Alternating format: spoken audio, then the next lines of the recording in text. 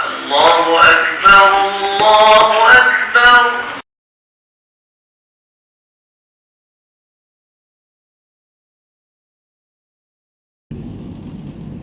Assalamualaikum warahmatullahi wabarakatuh. Bismillahirrahmanirrahim. Bismillah masyaallah. Bismillah la hawla wa la quwwata illa billahil aliyyil azim. Bismillahilladzi la yadurru ma'asmihi syai'un fil ard wa la fis sama' wa huwas sami'ul alim. Subhanaka la ilma lana illa ma 'allamtana innaka antal alimul hakim. Wa la hawla wa la quwwata illa billahil aliyyil azim. Wa la hawla wa la quwwata illa billahil aliyyil azim. Wa la hawla wa la quwwata illa billahil aliyyil azim. Amma ba'd. Qala Allah Subhanahu wa ta'ala fil Qur'anil Karim, a'udzu billahi minasy syaithanir rajim. Ya ayyuhalladzina amanu la tulhikum amwalukum wala auladukum an dzikrillah wa man yaf'al dzalika fa ulaika humul khasirun. Sadaqallahul azim. Yang dikasihi Tuan Imam, seluruh jawatan kuasa masjid dan ahli jemaah fardhu maghrib, muslimin muslimat, adik kakak semua, alhamdulillah segala puji bagi Allah. Dialah Allah yang menjadikan kita. Dialah Allah yang memberi nikmat kepada kita. Dialah Allah yang menyembuhkan segala kesakitan. Dialah Allah yang menurunkan hujan. Dialah Allah yang memberi kita kenikmatan hidup. Dialah Allah yang memberi kita nikmat, yang mana dengan nikmat mata Allah Ta'ala kurniakan kepada kita, kita dapat melihat, memandang berbagai-bagai perkara yang boleh membawa kita ingat pada Allah Subhanahu wa Ta'ala. Dialah Allah yang menjadikan kita mulut, lidah, yang mana dengan lidah itu kita dapat bertutur, dapat berzikir, dapat berselawat, dapat berdoa. Sebagaimana kita berdoa, sebagaimana kita berwirid, kita berzikir seketika sana. Dialah Allah yang menghidupkan kita, dan dialah Allah yang akan mematikan kita semua, dan dialah Allah yang akan membangkitkan kita nanti, dan dialah Allah yang akan menghitungkan segala amalan kita di akhirat nanti, dan dialah Allah yang akan mengadilinya, dan dialah Allah yang akan memasukkan kita dalam syurga insya-Allah. Muslimin muslimat dikata, kita rasa bersyukur kerana Allah Subhanahu wa Ta'ala sentiasa memberi kita peluang dan ruang. Kehadiran kita, kedatangan kita di sini pada malam ini, kita perlu ingat, kita perlu sedar bahawasanya satu perkara yang besar. Bukan semua orang boleh mari. Taufik dan hidayah ni diberi kepada mereka-mereka yang Allah Ta'ala kehendaki. Jadi bila mana kehadiran kita berada di sini pada malam ini, menunjukkan Allah Subhanahu wa Ta'ala sentiasa merahmati hidup kita dengan memberi taufik dan hidayah kepada kita untuk sama-sama menanti, menunggu di dalam masjid ini. Yang mana majlis pada malam ini majlis yang dikatakan mendapat keampunan Allah Subhanahu wa Ta'ala. Kita mendapat rahmat Allah, mendapat maghfirah. Rahmat Allah yakni kasih sayang Allah, dan maghfirah, keampunan daripada Allah. Semoga kita semua berada dalam keadaan sentiasa redha dengan apa yang Allah Ta'ala kurniakan. Baik, sekarang ni kita berada di bulan Rejab. Ni Rejab, dan kita akan masuk bulan Syaban insya-Allah, dan kita akan bertemu Ramadan insya-Allah. Jadi Rejab ini di antara bulan-bulan yang mulia, bulan-bulan yang dikatakan ada kelebihan-kelebihan nisbah pada orang-orang yang beramal ibadat di sepanjang bulan Rejab. Dan istimewa bulan Rejab ini berlaku satu peristiwa besar kepada junjungan kita Nabi sallallahu alaihi wasallam, yakni peristiwa Isra wal Mi'raj yang senantiasa kita dengar, yang senantiasa kita tahu. Tiap kali mari bulan Rejab, pihak masjid ataupun pihak surau dia akan berbincang untuk menjemput, mencari penceramah untuk menghuraikan tentang cerita Isra wal Mi'raj. Yang mana cerita ini disebut dalam Al-Quran, subhanallazi asra bi'abdihi lailan minal masjidil haram ilal masjidil aqsa allazi barakna haulah linuriyahu min ayatina innahu huwas samiul basir. Ini ayat membuktikan bahawasanya kisah Isra ini benar-benar berlaku, benar-benar terjadi kepada Nabi sallallahu alaihi wasallam. Cuma malam ni tidaklah nak cerita kisah Isra Mi'raj. Kita nak cerita tentang peristiwa yang berlaku sebelum Isra wal Mi'raj. Peristiwa yang berlaku sebelum Isra wal Mi'raj. Isra wal Mi'raj ini dikatakan berlaku pada tahun Amul Huzun, yang dinamakan tahun itu Amul Huzun. Nabi sallallahu alaihi wasallam lahir pada tahun Amul Fil, dinamakan tahun Nabi lahir Amul Fil. Kenapa dinamakan tahun Nabi lahir Amul Fil? Am tahun fil gajah. Am tahun fil gajah. Kenapa dinamakan tahun Nabi lahir itu tahun gajah? Kerana berlaku peristiwa besar pada tahun kelahiran Nabi sallallahu alaihi wasallam, yakni peristiwa tentera bergajah yang dikepalai oleh Abraham, datang daripada Ethiopia, Yaman, datang untuk meruntuhkan Kaabah dengan angkatan tenteranya, yang kepalanya Abraham dan gajah, binatang yang besar, menunjukkan keangkuhan, kehebatan. Namun tak sempat untuk meruntuhkan Kaabah. Allah Subhanahu wa taala mengutuskan, farsala alaihim tayran ababil tarmihim bihijaratin min sijil. Allah Subhanahu wa taala cerita dalam Quran, alam tara kaifa fa'ala rabbuka bi ashabil fil. Adakah engkau tidak melihat bagaimana tentera bergajah Abraham datang untuk menuntukkan Kaabah. Alam tara kaifa fa'ala rabbuka bi ashabil fil alam yaj'al kaidahum. Kami jadikan segala tipu daya mereka itu ialah sia-sia saja. Dengan makna segala usaha mereka mari daripada jauh, mari niat mereka untuk menuntukkan Kaabah, kemudian Allah Taala jadikan mereka tu sia-sia. Mana? Fa arsala alaihim tayran ababil, kami utuskan di atas mereka itu apa dia? Ababil, burung ababil. Yang mana seekor burung itu membawa 3 biji anak batu. Tarmihim bihijaratin min sijil. Burung tu bawa 3 biji batu yang dikatakan batu itu datangnya daripada neraka. 2 biji di kaki dia dan 1 biji di parutnya. Melontar, melepas batu itu ke atas tentera bergajah. Peristiwa ini berlaku 50 hari ataupun 55 hari sebelum kelahiran Nabi sallallahu alaihi wasallam. Sebab itulah dinamakan tahun Nabi lahir itu tahun gajah, Amul Fil.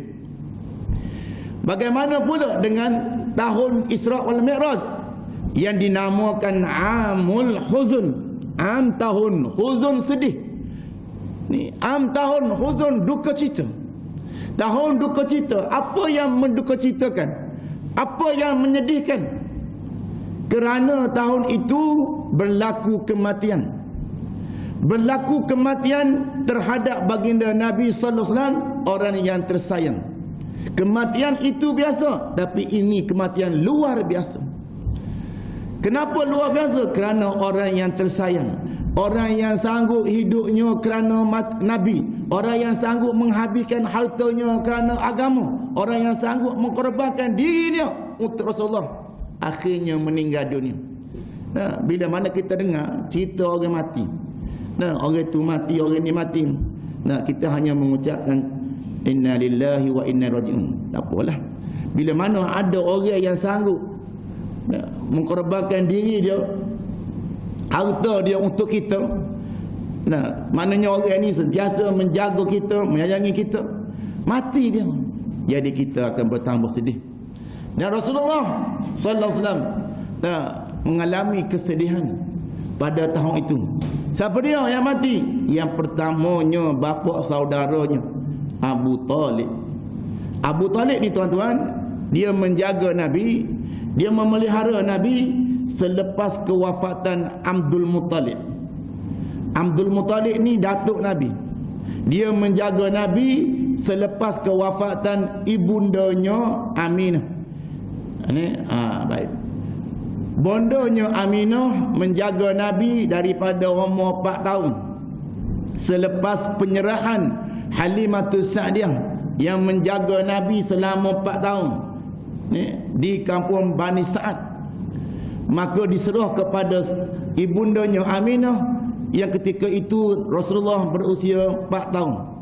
Ketika Rasulullah berusia 6 tahun, bondanya Aminah membawa Rasulullah sallallahu alaihi wasallam menziarahi kubur ayahnya di Madinah. Pada itu umurnya 6 tahun. 6 tahun. Nah, ayah Nabi meninggal dunia ketika Rasulullah berusia 2 bulan di dalam kandungan ibundanya. Ingat molek tu. Nah, nama sebut so. Nah, kena tahu pasal, kena tahu. Kerana ini perkara yang melibatkan Rasulullah. Kita nak cerita kepada anak kita, nak cerita kepada cucu kita, biar dia tahu kisah hidup Rasulullah.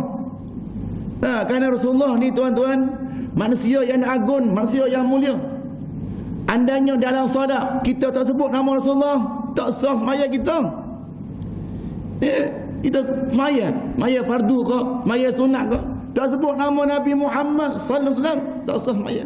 Allah Ta'ala meletakkan, Allah Ta'ala mengagungkan, Allah Ta'ala membesarkan nama Nabi, sehingga setiap orang bila semaya tak sebut nama Nabi Muhammad, tak sah semaya dia. Jangan main-main. Jangan buat perih Nabi ni.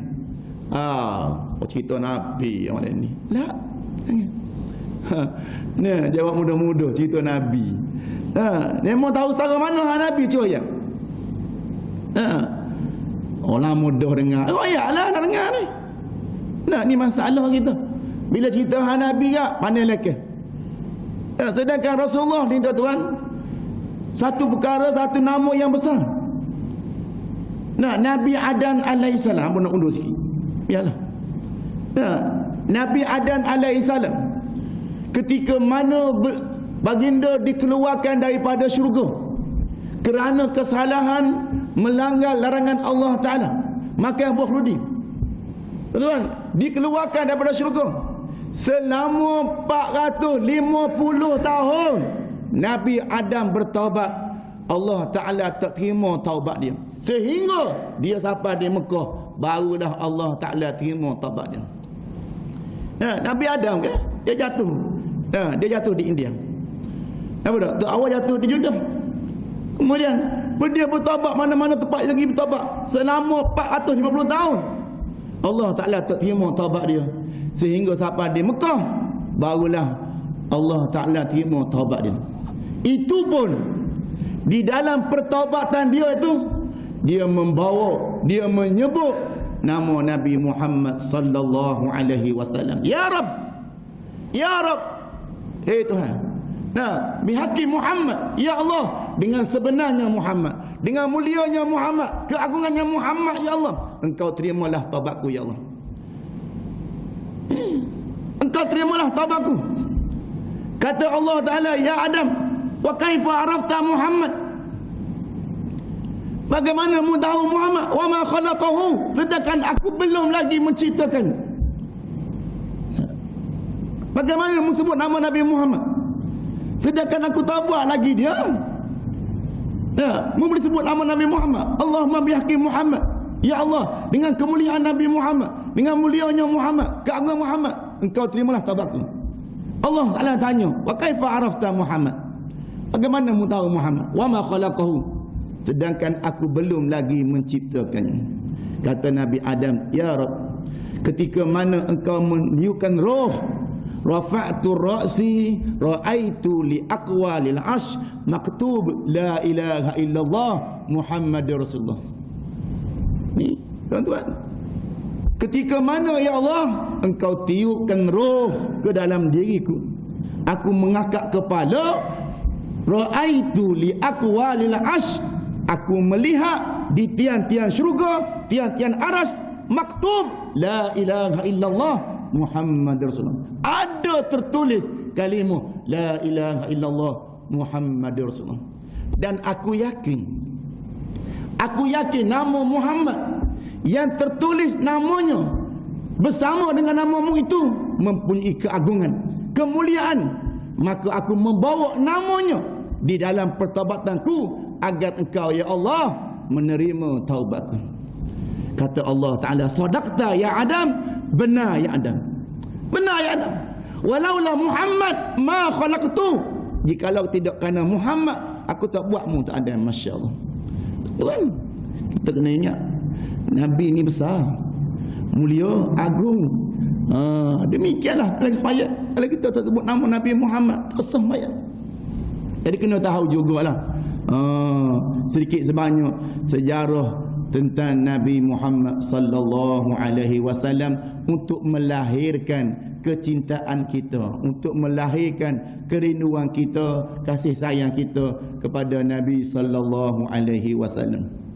Tuan, Nabi kita sayang kita, Nabi kita ingat kita. Suatu hari tuan-tuan semua, Nabi duduk dengan sahabat-sahabat dia. Rasulullah duduk dengan sahabat-sahabat dia. Nabi tanya, siapa dia?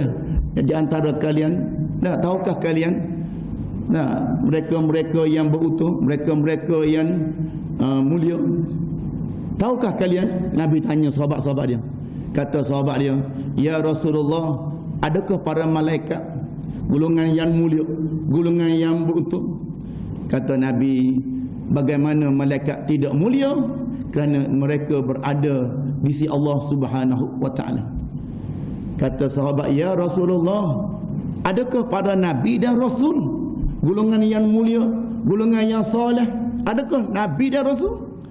Kata Rasulullah, wahai sahabatku, bagaimana nabi rasul itu tidak mulia? Kerana diturunkan wahyu kepadanya. Ya Rasulullah, kata sahabat, adakah kami ya Rasulullah? Adakah kami ya Rasulullah golongan yang mulia, golongan yang soleh? Kata Rasulullah, bagaimana kalian tidak mulia? Karena aku berada di tengah-tengah kalian. Ada lagi yang mulia. Masya Allah, ada lagi yang mulia. Tuan, kata sahabat, ya Rasulullah, Allah dan Rasulnya sahaja yang mengetahuinya. Kemudian tuan-tuan, Rasulullah menunduk kepalanya, tunduk kepala, kemudian tubik air mata.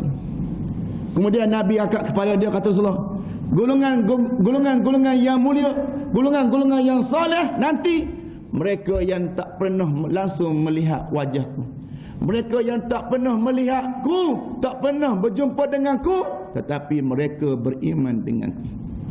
Tuba liman yarani wa amana bih, wa tuba summa tuba liman lam yarani wa amana bih.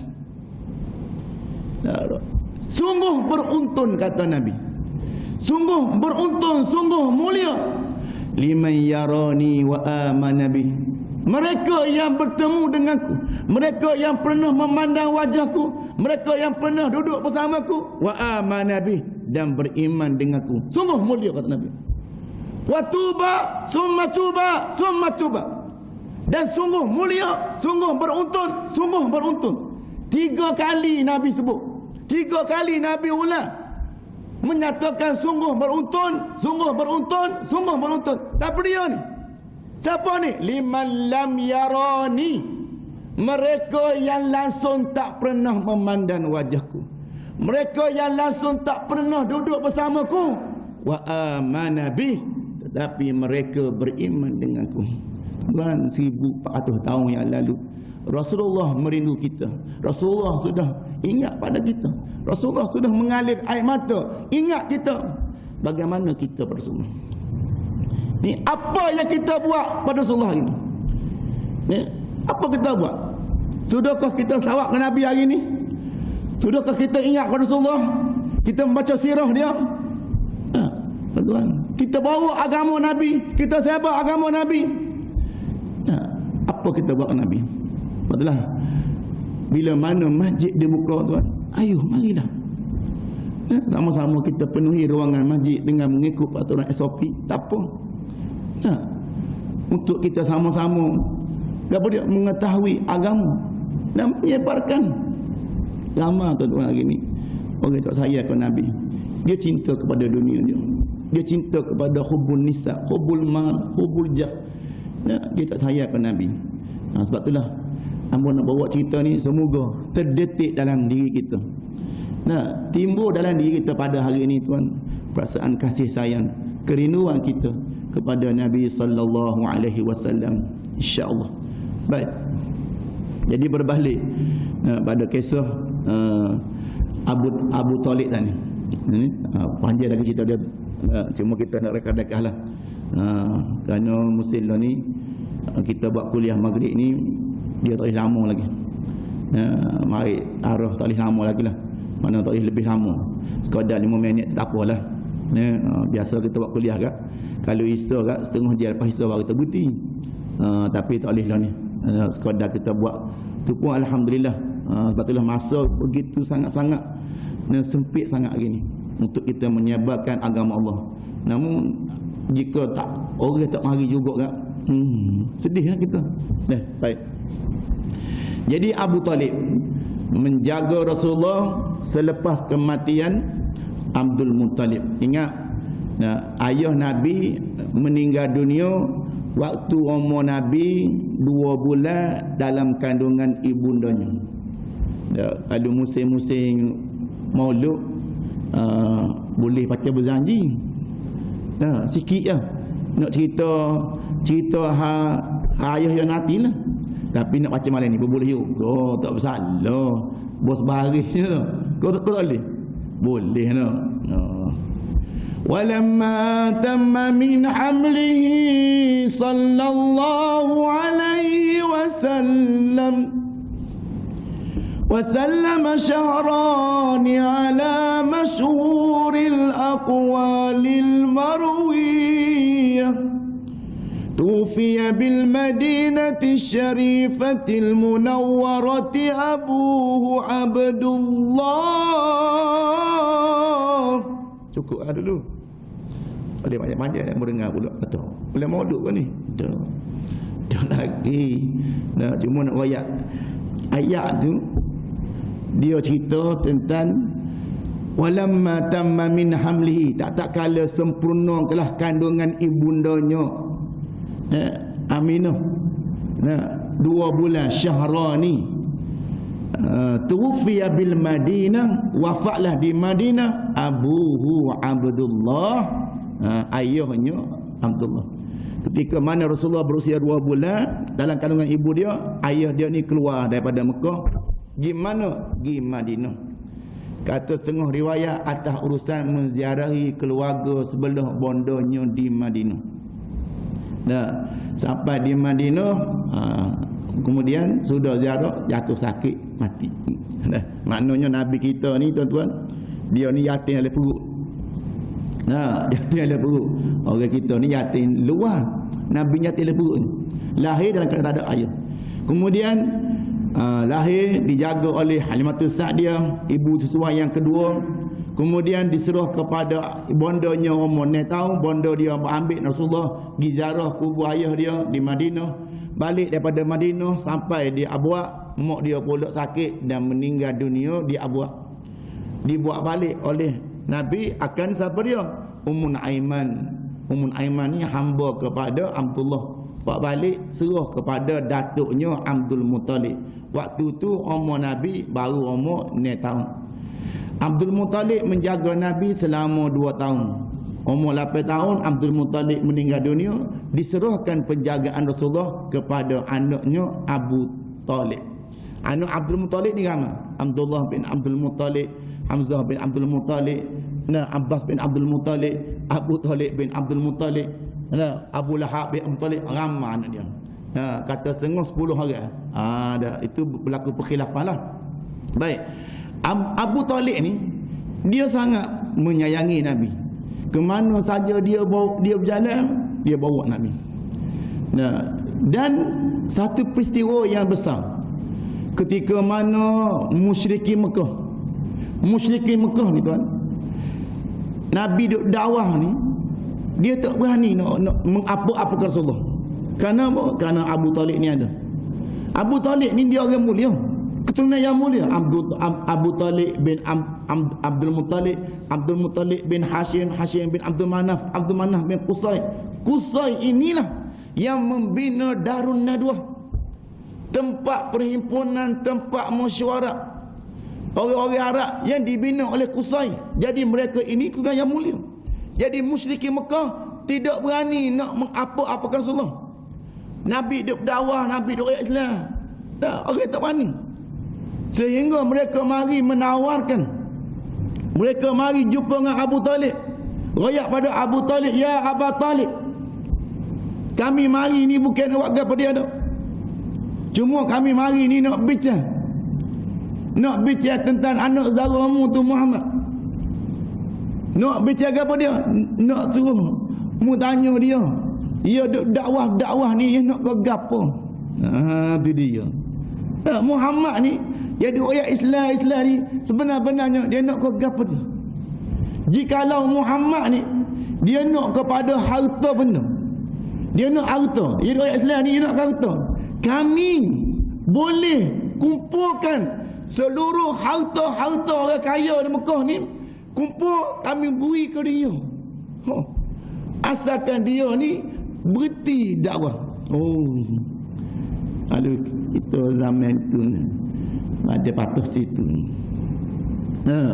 Kalau betul hari ni pendakwah maukan harta, ditawarkan dengan harta, habis ada orang mengajar. Baik. Jadi Nabi ni musyrikin Mekah mari tawar, ya Abu Talib, kalau betul Muhammad ni dia duk dakwah, duk ayat Islam ni, dia nak harta, kami boleh kumpulkan, kami boleh himpunkan seluruh harta orang kaya ni, beri ke dia, asalkan Muhammad itu berhenti kerja dakwah. So kau dia nak kau apa dia? Kau dia nak kau tino, anak tino apa dia nak? Anak raja kau, anak siapa dia kau? Royak pada kami boleh pergi minta, kami boleh pergi cari, beri ke dia, asalkan dia ni berhenti je dakwah, bodoh Islam. Kau dia nak kau bakar, dia nak kau bakar, dia nak jadi raja, boleh, kami boleh pakar, kami boleh bicara latih Muhammad ni jadi raja, asalkan dia ni berhenti je dakwah. Dia mari menawar dengan tawaran-tawaran yang hebat jugalah. Kalau zaman ni memang patuh sungguh. Memang tiga tu kita nak ni. Kalau betul-betul nak, yang pertamanya harta, yang keduanya orang tino, yang ketiganya apa dia? Pangkat. Apa dah? Kedudukan orang panggil. Dia nak apa lagi? Maknanya tiga-tiga ni ditawarkan kepada Nabi sallallahu alaihi wasallam. Kata Abu Talib, tak apalah. Nanti Muhammad ni balik, hamba royaklah ke dia. Apa yang ni ditawarkan kepadanya. Bila Rasulullah balik, Abu Talib mengkhabarkan, memberitahu pada Rasulullah tentang tawaran-tawaran yang ditawarkan kepada beliau. Jawab Nabi, tuan-tuan, kata Rasulullah, wallahi, demi Allah, bi'ammi, wahai pociku, demi Allah, law wada'u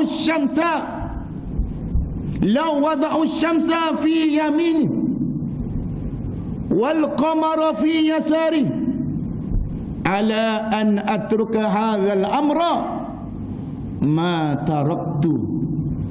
Itulah di antara kata-kata Nabi kepada Abu Talib, pak saudara dia.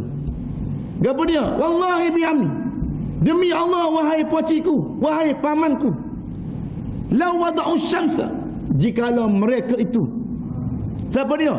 Musyriki Mekah. Jikalau mereka itu wada'u syamsa, dia ambil matahari, letak fi yamini, mari letak sebelah tangan kanan, wal qamara, dan dia ambil bulan, mari letak sebelah kiri ni, fi yasari, ambil dua-dua, matahari pun ambil, bulan pun ambil, letak dua-dua sini ni, ala an atruka hadzal amra, supaya aku berhenti kerja dakwah ni. Kata Nabi, ma taraktu, aku tak berhenti lagi. Apa nak dengar? Ni kita boleh ayat tak? Berapa ayat? Ini satu benda tu, satu perkara menunjukkan kesungguhan Rasulullah. Ni jangan main-main. Kerja dakwah ni biar Allah Taala yang menilai. Nampak tak? Nah, mereka cuba mematahkan dakwah Nabi. Tak boleh. Maknanya bersungguhnya Abu Talib menjaga Nabi. Sayangnya Abu Talib pada Nabi. Maka bila mati Abu Talib, maka Nabi sedih. Sedih. Nah, di tahun yang sama mati juga siapa dia? Sayyidatina Khadijah Al-Kubra radhiyallahu anha. Nah, isteri Rasulullah yang paling disayangi. Ingat, Khadijah ni dia seorang perempuan janda kaya, comel. Ni perempuan janda kaya comel, cukup tu. Merasa kalau ada sini tak lama. Zaman Rasulullah Khadijah pun, sebelum dia kahwin Rasulullah, dia pernah dilamar oleh beberapa pembesar-pembesar Quraisy yang menyebabkan dia tak sah. Kata Khadijah, saya mahu seorang laki-laki yang boleh membimbing hidup saya. Allahu Akbar. Ada harta tak sah dah, harta banyak. Ya, orang kaya Mekah. Cuma mana harta dia dah? Kekayaan Khadijah dikatakan 2/3 harta di Mekah itu hak dia.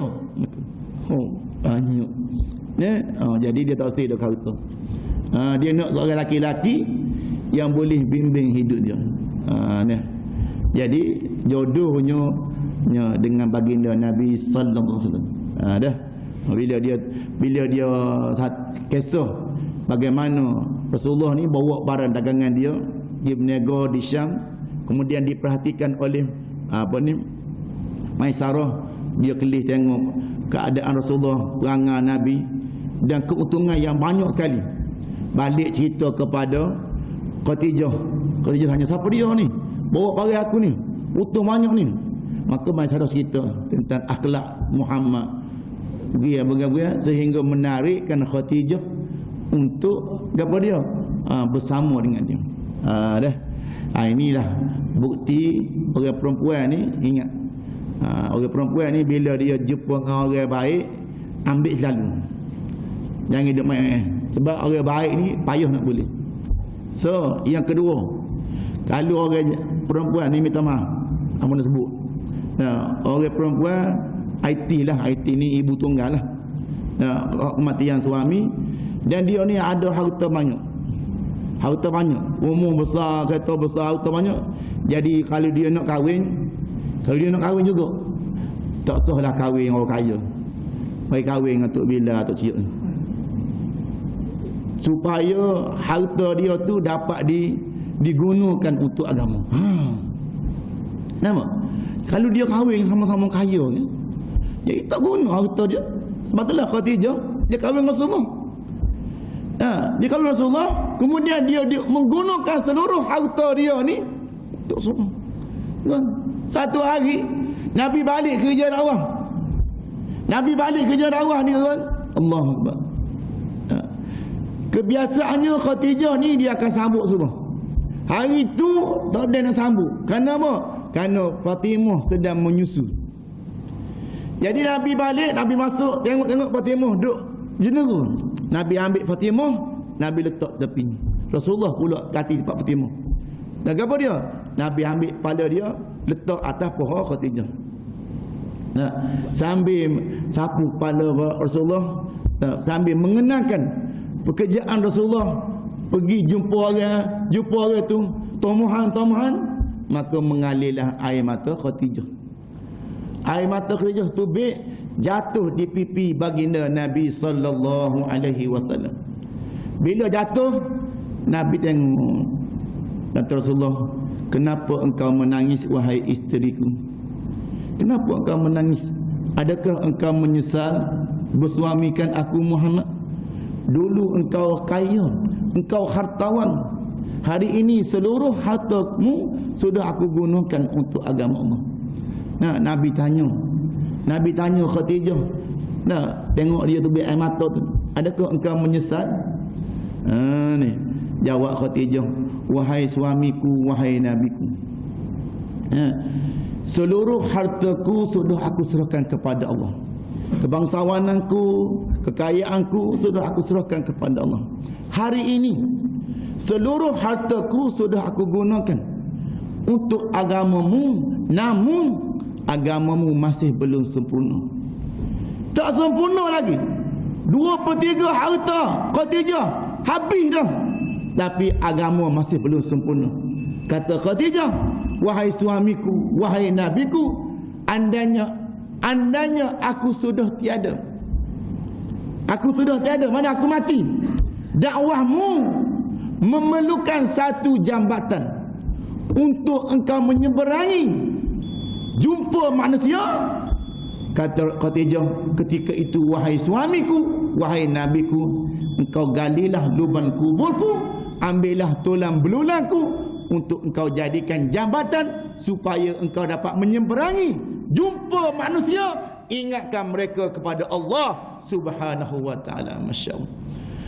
Sahabat tu pengorbanan Khadijah kepada Rasulullah untuk kerja dakwah. Betul lah. Aku ni bawa isteri yang salihah. Kita balik umur oyak ke bini kita. Ni masjid tu, dia nak buat apa ni makan tu di masjid tu. Mau ambil duit kita ni dah. Terus orang lain. Mau lagu tu. Ni dah ni. Masjid nak makan, ikut orang lain dah. Duit lain tu lah, kita pun makan pun cukup tu. Masya-Allah. Jadi tak ada semangat sikit pun untuk bantu, untuk buat kerja kebaikan. Jadi yang berbunyi dah je tu. Aku tak berbunyi lah. Cuma tak ada habis lagi dah. Cerita yang nak ayat baru duk main Khadijah baru. Ni baru nak Khadijah. Jadi begitu sayangnya Nabi Khadijah pada Rasulullah sehingga habis harta dia, maka meninggal Khadijah, yang menyebabkan Nabi sedih. Sedihlah. Sebablah nama tahun itu Amul Huzun. Sudah isteri meninggal dunia, bapa Zara mati, Nabi pergi di Taif. Nabi pergi Taif kan. Sebelum Isra Mi'raj, sebelum Allah Taala jemput Nabi naik langit, Nabi pergi di Taif bersama Zaid bin Harisah. Peristiwa panjang di Taif ni. Nabi sampai di Taif, amunakkan. Rasulullah sampai di Taif, Tuhan mengharapkan penduduk Taif menerima dakwah Nabi ni. Bila mereka menerima dakwah Nabi, maknanya dalam keadaan Rasulullah sedih, mati ni tenang balik.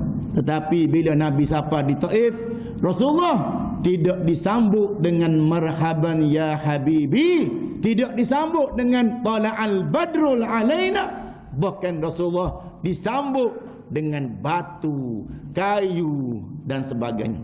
Ketika mana sampai di penduduk Taif, mereka mengolok-olokkan Nabi, mereka mempersendil-sendilkan Rasulullah. Pura-pura mendengar.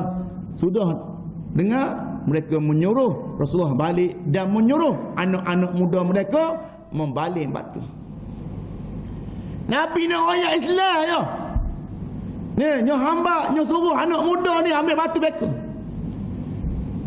Sehingga ada satu biji batu sehingga kena tubuh Nabi berdarah. Rasulullah bersembunyi belakang bukit. Tak lari, bersembunyi di belakang bukit. Nabi mengadu pada Allah. Bersembunyi belakang bukit, mengadu pada Allah, ya Rabb ilaika ashku dha'fa quwwati. wa qillata hilyati wa hawani bainan nas anta rabbul mustad'afin. Ketika mana penduduk Taif ni menghalau Nabi, membalik batu Nabi, Nabi mengadu pada Allah. Mengadu kepada ya Rabb ilaika ashku dhafa quwwati, ya Allah, kepada engkau ya Allah aku mengadu tentang kelemahan diriku. Nabi tahu ya Allah, kepadamu aku mengadu tentang orang Taif ini bodoh sangat. Dah. Nabi mengadu pada Allah, ashku dhafa quwwati, ya Allah aku mengadu padamu tentang kelemahan diriku. Ni wakillata hilyati, ketidakdayaanku ya Allah, aku tak terdaya ya Allah, aku lemah ya Allah. Nah, anta rabbul mustad'afin, engkaulah Allah yang menolong hamba-Mu yang lemah. Sudah Nabi mengadu, mari malaikat jabal, malaikat bukit, ya Muhammad, ya Muhammad, khabarkan kepadaku, bagi tahu padaku. Nah, bukit mana ni? Aku nak ambil. Aku nak cabut bukit ni. Aku nak hempak di atas penduduk Taif yang balik batu berkaum. Allahu akbar. Oh, kalau kita duduk situ mana ji? Nah, bini mati, saudara mati, orang ambak kita. Malaikat mu ambil semua bukit-bukit, mu tak belakang ni biar mampu belaka. Tu kita tu. Nah, tapi Nabi duk kata Rasulullah tak payahlah. Bukan Rasulullah berdoa balik. Ni Nabi berdoa, Allahumma akhrij min aslabihim wa zurriyatihim man ya'budullah wa la yusyriku bihi syai'an. Ya Allah, engkau keluarkanlah ya Allah daripada keturunan mereka itu, selebih mereka itu keturunan yang man ya'budullah, yang menyembah Allah dan yang tidak musyrik padamu. Hari ini tuan-tuan semua, Taif semuanya Muslim, tak ada seorang pun kafir, berkat doa Nabi sallallahu alaihi wasallam. Jadi cukup dulu sekadar moga kita ni mari hati orang, tak boleh lebih-lebih marah seorang. Yang kata, oh ustaz ni mari hati pun lama. Bawa panggil tak apa, tak kisah. Moga sini kita mari semua, cuma tak sampai sini mari surat tu. Jadi alhamdulillah, hamba ucap terima kasih pada sahabat hamba ni yang sudi panggil hamba malam ni, dan semoga Allah Subhanahu wa taala menambah kesihatan kita, menambah keberkatan pada kita, melindungi kita semua daripada wabak penyakit semua. Hari ni kita kejut, tubik-tubik 200 lebih. Pusing juga. Nah, tengok, mari mana ramai ni? Mari penjara. Lega sikitlah. Nah, dia penjara ni duk kasi tulah ya. Tu pun dikatakan hak terganu mari tok sini. Kena kes kita orang. Macam-macam. Nah, jadi sama-sama kita berdoa semoga Allah Taala menghilangkan apa ni wabak ini yang dikatakan ujian Allah Subhanahu wa taala. Kita anggaplah ini Covid ni takdir Allah di atas kita yang mendekatkan kita pada Allah. Jangan makin jauh, makin lupa istighfar, makin gapo ni lupa selawat, jangan. Jadikan setiap apa yang Allah Taala beri kita ni sesuatu benda yang boleh mendekatkan kita pada Allah Subhanahu wa taala. Wallahu a'lam. Bismillahirrahmanirrahim. Alhamdulillah Rabbil Alamin. Allahumma 'allimna ma jahilna wa zakkirna ma nasina wa fahimna ma la nafhamu wa zidna ilma wa alhikna bis salihin. Ya Allah, ya Tuhan kami, Engkau permudahkanlah ya Allah segala urusan kami ya Allah. Engkau sempurnakan segala hajat kami, Engkau sembuhkanlah segala penyakit kami ya Allah. Engkau bersihkanlah hati kami daripada sifat-sifat mazmumah.